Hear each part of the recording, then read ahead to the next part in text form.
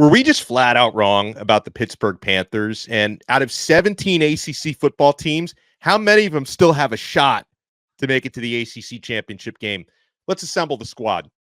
You're talking ball with the ACC Squad.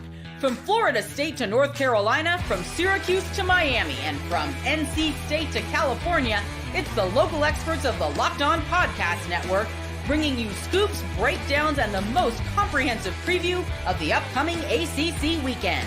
Hang on, it could get loud, it could get heated, and it will definitely be fun. Squad up, you're part of the ACC Squad.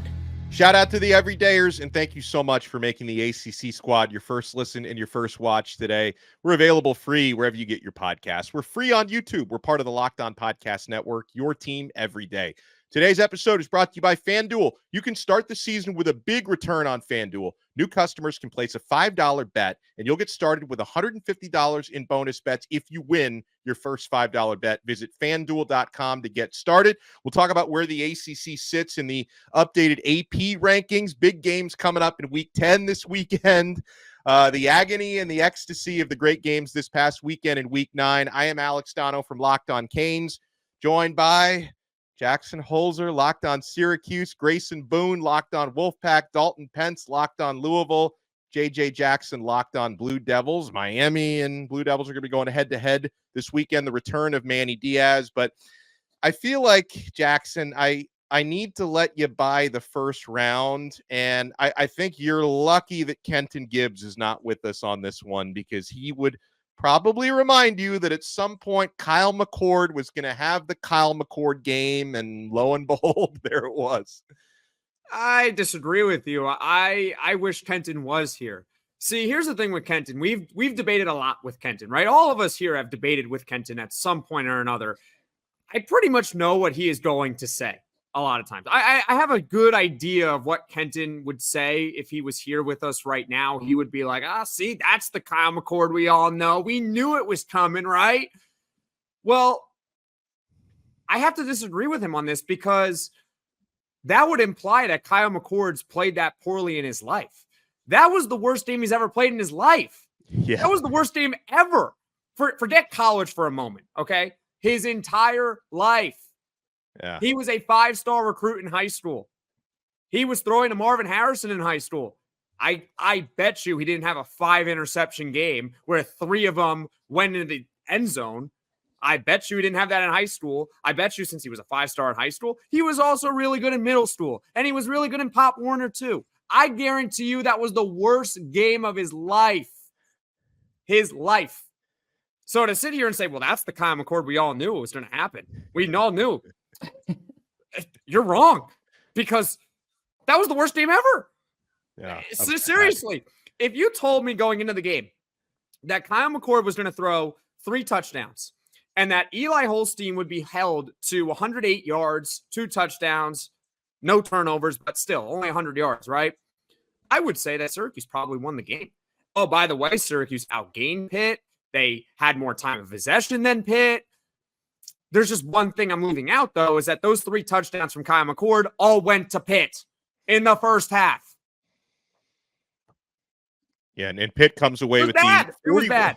It was terrible. 41-13 final score, Pitt over Syracuse. And if anyone else wants to jump in on that game, and also Dalton, are we taking Pitt seriously? Because all the Panthers do is continue to win football games. They're 7-0 overall, 3-0 now in ACC play. The Panthers, they've got a tough road ahead, because they still have to play SMU this weekend, and they still have to play Clemson, but they also have the opportunity to play spoiler against those teams. They do, and there's a certain level of credit that has to be given to teams that win their games, because if it were that easy, everyone would be 7-0. So we have to give them credit for starting out the season and playing the way they are. You can only handle the teams on your schedule. So you have to give Pat Narduzzi and the Pittsburgh, I will say, offense deserves more credit, because they're one of the best scoring offenses in the country. Defense is not terrible, but not great. You know, they're sort of a little bit above average, I would say, just inside. A little above average? Top 50 scoring defense. They resembled the Steel Curtain last Thursday. What? They play in that stadium, so I guess a little above average. It's not our fault that Kyle McCord didn't know what team he was playing for on Thursday. That's maybe you're right. In all honesty, Kenton, we know what he would say after, and Jackson hit it on the head, but he would also talk about, well, you all were wrong about Pittsburgh. And it goes back to what I was saying a couple weeks ago, if you remember, is that, yes, you 100% have to give Pittsburgh credit. They are rightfully ranked, and I'm okay with that. But now you get into two really key matchups, and I hope that Kevin Jennings is good to go this weekend when they play SMU. This is where the rubber meets the road, and I think that Pittsburgh finally plays a really good team. No disrespect, Jackson, but they finally play a really good team. And I think a split is the most that they can do here. I think that there is a very real chance that they go 0-2, and there's no shame in that. They've won the games up until this point, but I can't sit here and say with a straight face that I truly believe in Pittsburgh when you look at the 7 teams they played. And I will wrap this up pretty quickly. When Louisville had a very favorable schedule last year, they beat Notre Dame. It was a good win. But outside of that, they didn't play many other teams. So last year when they were sitting at 10-1, a lot of national talking heads said, well, they really haven't played anybody. I don't really believe in them yet. Same case here with Pittsburgh. Yeah, I'm in lockstep with Dalton. For one, as someone who has both doubted Pittsburgh and thought that Syracuse would win this game, completely shocked at how that first half went. 5 picks for Kyle McCord, 3 of them being taken back to the house. What a nightmare for Syracuse fans. But I agree with Dalton in the sense that, yes, credit absolutely should be given to Pittsburgh. They've played 7 games. They've won all 7 of them. They've done everything that they're supposed to do up until this point. So they certainly deserve to be ranked. I honestly thought they'd be ranked a little bit higher than they are, but I guess we'll see how that shakes out in the next couple weeks. They're a good football team. They're just flat out good. They're a good football team. I thought the crowd on Thursday night was exciting. Pittsburgh fans should be excited about what they're putting on the field. But yes, the road ahead of them certainly does get a lot more difficult. What a road it is. I mean, playing SMU on the road this weekend for Pitt is going to be a test. And then they've got UVA before hosting Clemson. So we saw the environment that they had in that game against Syracuse. I would expect a pretty raucous turnout as well in that Clemson game here in a couple of weeks. I think we'll learn more about this Pitt team with this next 2 out of 3 stretch that they've got going on right now. But I have not been giving them credit at all, really, and probably should start doing that. I mean, it's impressive what they've been able to do. So, okay, we were just talking about Syracuse, who usually when you throw 5 interceptions, you're going to lose a football game. Now, JJ, how in the heck did Duke go +6 in the turnover margin last week against SMU? 6 takeaways, 0 turnovers. How did the Blue Devils not win that game? Yeah, it could be worse in looking at that margin, which makes it feel so much worse. Manny Diaz talked about it after the fact in this one. There were 2 or 3 fumbles that were recovered by SMU. 1 was recovered and overturned. There was an interception that was taken back because of defensive pass interference. So there should have been even more turnovers that Duke was able to pick up on the defensive side of the ball, but not able to score any points off. 6 turnovers, 0 points off of turnovers. Didn't even think that was possible. Special teams was horrific in this one for Duke. They missed a PAT. They missed a 40-yarder. They had a 30-yarder as time expires blocked, which would have won it at the end. And I will defend Manny Diaz in making the decision to go for 2 at the end in overtime, trying to walk away with a win, considering how poorly the special teams had been playing that night. He said after the fact that had nothing to do with his decision. He liked the looks they were getting offensively and was going to go for it no matter what. But I think it was, when you think about what Duke had done in the special teams department, you had to go ahead and try to go for 2 and go for the win. That was tough to watch for sure. The defense has been awesome. No surprise. That's Manny Diaz's side of the ball. That's what he takes a lot of pride in. But it's tough to watch this Duke offense at times, guys. Listen, that's the dilemma with going for 2 there, because if you get it, you're celebrated. If you don't, obviously it's the exact opposite. And when you're going up against an SMU offense that's known for putting up points, and your offense has sort of struggled all game, and you have the ball within the 5-yard line. You have one play to score to win the game. I'm okay with Duke going for it there because, I mean, again, I don't feel like trading points for points with SMU is probably the smartest decision for 80% of the ACC schools. I thought it was amazing post-game. Rhett Lashley sounded the most dejected I've ever heard a coach in a game that they won. Yeah. Flat out said, I don't know what to do right now. We didn't deserve to win this game. They, quite frankly, did not. How you turn the ball over 6 times, but still imagine to escape with a win. That's incredible. And a couple weeks ago, when I first brought up SMU, I'm like, all right, they're still undefeated in conference play. Let's keep an eye on these guys. Here they are, a very favorable last 4 games, 3 of which are at home. They have a big matchup with Pitt coming up this week, but SMU is lucky to escape. They're still undefeated, guys. I think they're going to make a run at this thing. I disagree with you on the deserve to win. So his words, not mine. Yeah, and he's wrong. He's wrong because I'm a big hockey fan, and there's this website where there's something called the Deserve a Win-O-meter, where it'll show like if in a hockey game, like, oh, this team was outplaying them, and so that team would win 80% of the time, right? And then you see that team loses, and you're like, well, how did they lose? Well, sorry, you turned the ball over 6 times, you still won. Well, yeah, because Duke couldn't take advantage of it. True. So yeah, they did deserve to win because Duke was handed the game and said, nope, we don't want it. We don't want it. We don't want to take advantage of 6 turnovers. It hurts. Give it right back to you. So his words are wrong. They did deserve to win. Now, can they have 6 turnovers going forward in a game and expect to win? Well, as a Syracuse fan, I can tell you that no, you're not going to win going forward doing that. But for this one game, you did deserve to win because at the end of the day, you had more points than the other team. So I pushed back on that comment. You deserve to win. Give yourself a little bit of credit. Just, don't have 6 turnovers again. Well, when we come back, we're going to talk about Miami. They stayed unbeaten, beating the most lifeless Florida State team that I've quite frankly ever seen. They haven't been this bad since the 1970s, but Miami took advantage. And also got to talk about Dalton's Louisville Cardinals, who pulled off a massive comeback. That was a lot of fun to watch. You guys want to keep it locked right here. We're nowhere near done yet on this brand new episode of the ACC Squad.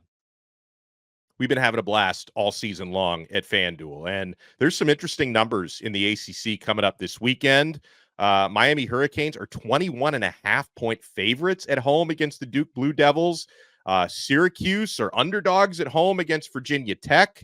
Clemson favored by double digits at home against Louisville. You want to check out all of this action. You want to log on to the FanDuel Sportsbook. Get ready to tackle the NFL action, by the way, with FanDuel, America's #1 sportsbook. Because right now, new customers can bet $5 and get $150 in bonus bets if you win. The FanDuel Sportsbook app gives you everything you need to place live bets on the NFL all in one place. So when you get a hunch in the middle of the game, you can check out the latest stats, view live play-by-play, and so much more right on the same page where you place your bets. Just visit FanDuel.com to join today. You'll get started with $150 in bonus bets if you win your first $5 bet. That's FanDuel.com. Never waste a hunch and make every moment more with FanDuel, official sportsbook partner of the NFL. Thank you so much for making the ACC Squad your first listen and your first watch today. Make sure you check out all of our other shows for the next listen. I host Locked On Canes, Jackson on Locked On Syracuse, Grayson on Locked On Wolfpack, JJ on Locked On Blue Devils, Dalton on Locked On. Talk about Louisville in a second, guys, but Florida State, they're 1-7 now overall. And earlier this week on Locked On ACC, I examined the preseason ACC poll where Florida State was almost a consensus repeat champion. It's pretty incredible how far they've fallen. I mean, Miami essentially treated that game kind of like a scrimmage. Florida State, they did do a good job on Xavier Restrepo and some of Miami's passing targets. So Miami just decided, let's just run the ball today. And they rack up 230 yards. Damian Martinez had 148 yards and 2 touchdowns in that one with a great performance. We got new Dalton in. Hello, new Dalton. So I don't know how much we learned about Miami or Florida State, but I will say, guys, obviously a bounce back for Miami's defense, but Florida State's offense is the slump buster for any defense out there. But I will say Miami has shown the past couple of weeks that their offense can really be a pick your poison, because early in the season it was really all Cam Ward and not a whole lot of the running game. Past couple weeks, Miami had 219 rushing yards against Louisville, 230 yards against Florida State. So there's a whole nother aspect to that offense that needs to be respected. Hey, Donno, how'd you enjoy the bye week? Yeah, it's pretty much what actually that might have been easier than Miami's got another bye week coming up in a couple of weeks. The bye week is only 7-point underdog, where Florida State was a couple touchdowns. So I gotta give it to the schedule makers. I mean, they're aiding in Miami's quest to win the ACC. I mean, we talk about the referees rigging games for Miami because, referees have an agenda. Clearly, we all know that. Yeah, they're all rigging it. Well, how about the ACC schedule makers? I mean, giving them another bye week? Why do they get 3? Why do you get 3 bye weeks? Donno, this is not fair. Florida State's not a team. They're not a team. They got players. They got players in uniform, right? It's like if you put me and Grayson and JJ and Dalton and Donno, you can be the quarterback if you really want to. I mean, that's how bad Florida State is. Like, they're not a team. It's giving I looked at the game and I was like, well, so cool. Oh, they did a good job on their pass catchers. Yeah, so they ran the ball 150, whatever. Yeah. It's a bye week. I hope it was a good practice for you guys. Bishop Sycamore. That's what I was going to say. Yeah. Sycamore. Bishop That's Sycamore. what they I forgot are. about that. They're Bishop Sycamore. And Miami is IMG Academy. It was a bye week. It doesn't count. I mean, it does technically count, but still, it doesn't count. Yeah. Free space on the bingo card is what it was. This has just been crazy to watch Florida State the whole season just not be able to find wins. And you look at what's left North Carolina, Notre Dame, Charleston Southern has the same record as Florida State at 1-7. Give me Charleston Southern. And then Florida to close out the year. I mean, it's crazy what this last stretch looks like. For one win could be possible. Yeah. 2 maybe from a team that went undefeated in the regular season last year. I remember we had joked on here after they started 0-3 and lost to Memphis, like, how bad could it actually get for Florida State? It is still getting worse, right? Believe it or not. In their last that was the last time we saw Brian Smith, the poor guy. He's been in mourning since they've then. done. Brian he's on the podcast right now talking about the latest recruit that's decommitting from Florida State. It's objectively hilarious what is going on. I mean, what's left to talk about at this point? I think I speak for the rest of the league when I say that the Florida State fan base has talked no trash over the past couple of years, and it would be so much worse if this school decided to sue. Oh wait, that's right, both of those are true. I don't feel bad. I think it's hilarious. Like you said, Jackson, it's hilarious because if it was happening to anyone else, how that fan base will be reacting. So no, it's pull no punches here. The Florida State fan base, I'll say they're a special breed. And you guys, I hear from them a lot, obviously, as the host of Locked On Canes. And you know what's crazy about it is the Florida State fans are trolling Miami for not beating them by more than 22 points. That's I'm dead serious. Oh, no, you guys didn't do a good job in your bye week, man. Those bye week practice, that wasn't a good practice. It's It wasn't good practice. Gotta do better. Back out there, man. Come on. You know how sad things had to be when I'm a Louisville fan, right? I watched Louisville basketball the past 2 years win a combined 12 games, the worst 2-year stint in program history. That's something we pulled. Well, you only beat us by 31. I got one for you. How did Clemson do against Florida State this year? That was a 29-13 game. Yeah, so Miami fared better. Yeah. Maybe Florida State just plays better when they're playing better competition, but they still get their butts kicked. Yeah, it's rough. Well, I want to give Dalton the floor because I was watching what was it? Was that the Friday night game? Yep. I was watching Louisville down 20-0 against Boston College. Like I'm about to turn the game off. Louisville makes it 27. I'm like, okay, maybe they got something percolating here. They come all the way back to win that football game. Now, Louisville has been an absolute roller coaster this season, but it had to be pretty fun to be finally on the right end of that roller coaster ride. It's been a lot of Dramamine taken this year. I've been getting a lot of motion sickness. Truthfully, there's something, like I said, there's something to be said for making a comeback like that. It was the only time in program history that the team won a game when they were trailing by 10 points in the fourth quarter, as sad as that is. Yes, it was a team you were supposed to beat. Yes, you were able to come back. I think we might have lost him. Hold on, until we get him back. Let me run a tease. You know what?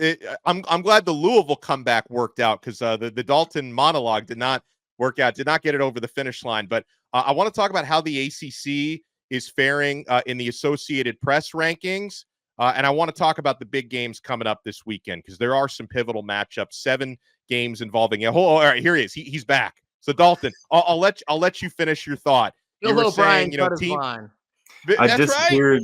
Bill O'Brien sabotage in the first quarter. Sorry. Yeah. But you're back. You came back. You're back. Look at you. That is right. There's now we got 2 Daltons. We almost got 2 of them. I don't know what's going on with the Wi-Fi. It's about as shaky as the Louisville pass defense in some situations. But I have to make fun of it, or else I'm going to cry. It is what it is. Truthfully, I give credit to the team for making the comeback. It's not always the easiest going on the road and winning in conference play, even though Boston College doesn't have a great home atmosphere. But still, there's something to be said about making that comeback. So when the narrative was that this team was going to quit on Jeff Brom, it was nice to see the opposite happen.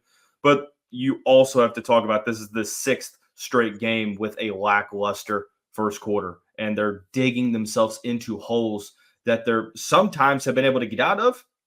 3 times this season they have not been able to. So hopefully, and what I said on the show that dropped today, hopefully the second half comeback, regardless of opponent, hopefully that's the random spark that sort of that was what Louisville so desperately needed to gear up towards this last portion of the season. And we'll find out really, really quickly in Death Valley Junior next week, or this upcoming week, I should say. I love that. Well, we'll talk about the big games coming up this weekend. You guys want to keep it locked right here. We're not done yet on this brand new episode of Locked On ACC on the Squad. Folks, our friends over at 5 Hour Energy, they know that being a passionate football fan isn't just a hobby. It's a way of life. It takes a lot of energy to power through all the day tailgates, touchdown celebrations, or an agonizing second overtime. Now, Manny Diaz was not interested in another overtime, as we saw, but that's why 5 Hour Energy has created the Stan the Fan 5 Hour Energy Shot with a special flavor called Fan Fuel. The energy shot made just for super fans like us, the fans who are first in the parking lot and who are the last to leave. We see you. Folks, we also got a bit of fan fuel this week, watching Louisville pull off the comeback, watching Miami win a rivalry game, watching SMU somehow survive against Duke in overtime. 5 Hour Energy knows that no matter what team you root for, being a fan requires heart, soul, and a whole lot of energy. Whether you're prepping for the big tailgate or ironing your jersey, your game day to-do list is always a mile long. That's why the limited edition Stan the Fan 5 Hour Energy Shot is here to help keep you fueled throughout the season. What's your fan fuel this week? Whatever it is, do it with 5 Hour Energy. Available on 5hourenergy.com and shipped nationwide. Thank you so much for making this episode of The Squad your first listen and your first watch today. We're free wherever you get your podcasts. We're free on YouTube. Make sure for your next listen, you also checked out Locked On College Football. Spencer McLaughlin does an awesome job going through all the big games and all the big storylines as we march towards that college football playoff coming up a little bit later on this year. All right, folks, let's talk about the Associated Press rankings. You had some movement involving ACC teams as we pull it up here. Miami, they beat Florida State on their FSU bye week. They move up a spot to number 5. Texas moved down to number 6. Next ACC team on the list is Clemson. Clemson had the bye week. They somehow moved down 2 spots. Didn't even play last week. They moved down to number 11. You had the Pitt Panthers moving up a spot to number 18, and SMU moved up actually 2 spots. I felt like Pittsburgh probably should have had a bigger upward move than SMU did, and those are the 4 ACC teams that are ranked. Guys, did they get anything wrong there? And how many ACC teams do you think have a legit shot of getting to the CFP at the end of the year? I think the rankings themselves ultimately, yeah, Clemson going down is a little bit of a head scratcher, although some other teams won. It is what it is. I do think that Pittsburgh, as much flack as I give them, going up only one spot after the performance on Thursday, I thought probably should have been maybe 2 to 3 spots. But again, we're kind of splitting hairs here. The good news is you have all the opportunity in the world the next 2 weeks to try to claim an upward spot. As opposed to your other question, college football playoff is going to be very interesting because, like you and I kind of talked about before the show, Donno, what happens if you get 3 teams, in conference play that go undefeated? And what happens there? Let's say Miami, Clemson, and SMU all go undefeated. How's that going to affect who ends up getting in? Obviously, it's going to be what win percentage of their schedule in terms of conference play. But I think that you have the ACC winner that gets in. I think at most you can get one more team in. I don't see a situation where you get 3 ACC squads in the college football playoff. Yeah, ACC fans aren't going to like what you just said, but it's true. Yeah, you might be right. You might be right. I mean, obviously, whoever wins, that's a guaranteed berth. What you really need to have happen to maximize the amount of teams is you need like a Pitt or an SMU to actually win the conference. Because I think Miami with 1 loss is still in no matter what. I think we can all agree on that. They're in no matter what, right? 1 loss, they're in.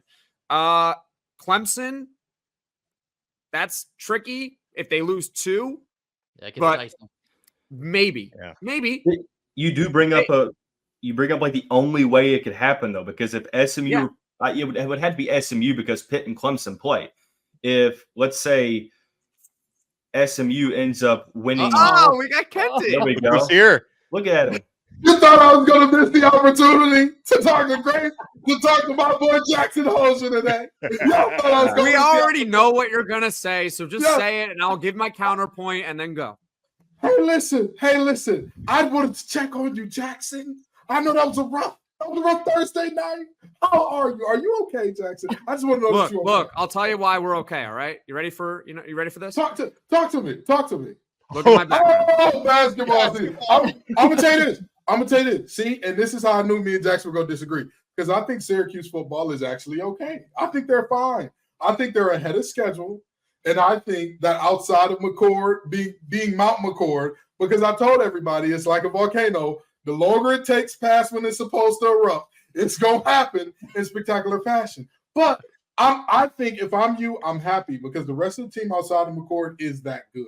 And y'all are way ahead of schedule. So if anything, I came here to just make sure you weren't ready to jump off the cliff and say we're a basketball school because your football team still has a lot of things in front of it. We're fine. Okay, Kenton, we're fine. The fan base is okay. We've recovered. We're good. There we go. I was just checking on you. We have accepted. I think the collective fan base has accepted that this has been a very good first year under Fran Brown. Absolutely. We're all happy with that. 5-2 we would have signed up for. Obviously, we didn't want to get our butts kicked against Pitt and Kyle McCord. I mean, I would say, Kenton, you're wrong because you think that spectacular implosion was going to happen. You're wrong. That was the worst game he's ever played in his life. That's what I said. That was his worst game in his life. But that's what I mean. But that's what I mean by too many McCord moments were held underneath the surface. They were bubbling up. They were waiting to come out. You got me. Because he was playing so good for so long that the collapse just had to be the biggest collapse. Exactly. And here's the Makes thing. sense. I get it. Did you really think he was going to go throw 5 picks and 3 of them would end up in his own end zone? I didn't know 5 was on the way, but I knew he at least had a 3-pick game on the way. I mean, look, I mean, 3 picks that happens. That happens. But 5. Hey, Jackson, I love you. I just want to make sure you're okay, man. I just want to make sure you're okay. We're okay. We're okay. He's ear to ear right now. I was geeked up like Fabo in 08. I'm telling you, I was geeked up. Listen, here's the thing. He put on a suit for you, Jackson. Yeah, absolutely. Full suit. Yeah, and I'm out here wearing a hoodie. I look like I just woke up in the morning or the evening, whatever it is. I did not, but I just decided to wear a hoodie on this one. But, I mean, look, the fan base is actually okay. I mean, yeah, it sucked. It sucked, but we're okay. Like, we're looking at the schedule still, and we're like, all right, like, can we still pull out 8 regular season wins? Like, can we still do that? Maybe. All right, so if we go 8-4, First year under Fran Brown. That's a damn good year one. That's a good year. That's a good year. And their recruiting is getting better and better under Fran Brown. So it's a step in the right direction. I mean, you didn't want that to happen. Again, I just came here to check. Fire came to check in on his ice to make sure you were okay. Okay. I was coming to make sure you were okay. And guess what? We got basketball coming too. We got basketball too. It's happening. While you're checking, Kenton, I'm not okay. Going +6 in the turnover department and finding a way to lose a football game, special teams mishaps I'm not okay, Kenton. I'm gonna tell you, checking in on all of us. I'm gonna tell you, this has been a week of vindication for me because I told everybody that Kyle McCord wasn't it. This week he showed it. I told everybody I'm not sure about Malik Murphy. I mean, they're winning, but I'm not sure about that kid. Everybody said, "Oh, you're just mad because Duke beat NC State last year." Oh, you're just hey. This was a big week of vindication for me. That's why I showed up in the suit. That's why I showed up. I had to let y'all know I can't handle Kenton, what are your thoughts on the Pitt Panthers now being only ranked 18? I mean, we all know what that is, right? We all know it just means less in the ACC, apparently, because if you slap an SEC on their chest and you give them this exact same record against these exact same teams, all of a sudden, you're getting a top 10 team out of this group. I don't understand how we continue to underrate this team, despite all they do is not only win, they won impressively against the best team that they played all season, according to many. I don't understand what else Pitt can do, right? I get it. I understand, right? Narduzzi and company allegedly leave locker rooms dirty. Hey, I understand. I get it, right? Narduzzi, do better. Stop doing that. But I'll tell you what else he leaves dirty. The opponent's jersey, because they are knocking some. I was about to make us lose our clean rating. They're knocking some heads in the dirt, ladies and gentlemen. They are knocking some heads in the dirt. So, I don't see what else can Pitt do outside of dominating Clemson to get the ranking that they deserve. And even then, I think that more people would disrespect Clemson because of that than give Pitt credit and say, true. You know what? Both Pitt and Clemson are playoff teams. I mean, you're absolutely right about that. And I'm not expecting Pitt to beat Clemson. I think Clemson's going to win that game. But you're right. If Clemson doesn't win that game, the narrative is going to flip more on Clemson than it would be giving credit to Pitt. I got Panther fever. I'm rocking with them boys all the way. I got Panther fever. I'm rocking with Eli Holstein. I'm rocking with the Sharks at linebacker. I think those boys going to hunt all the way. Oh, man. My friends, this has been an awesome episode of the Squad, as always. Wow, you scared away. You scared away Dalton. He's gone. We scared away Dalton. He's left us, ladies and gentlemen. Here he is. I think he's back. I want you guys to enjoy the ACC football this coming weekend. We got Duke at number 5, Miami. We got Stanford and NC State. We got Virginia Tech at Syracuse, UNC at Florida State, Louisville at number 11, Clemson, number 18, Pitt at number 20, SMU. We're going to recap everything that happened next week. Hold on. I just want to know what's worse, Dalton's Wi-Fi or Kyle McCord? Dalton's Wi-Fi. Kyle McCord by about. It only acts up on Locked On ACC. How many times has Dalton's Wi-Fi gone out? It makes it how many interceptions did Kyle McCord throw? Well, Dalton's Wi-Fi goes out, but it comes right back. Kyle McCord, on the other hand, let me tell you something. He was giving out gifts on Christmas early. He said, hey, we're playing Secret Santa. You're going to pick. You're going to pick. You're going to pick it. Go ahead. Go 6 on there on top of it. I love it. Oh, we will talk to everyone next time on another episode of the Squad right here on the Locked On Podcast Network. Your team every day.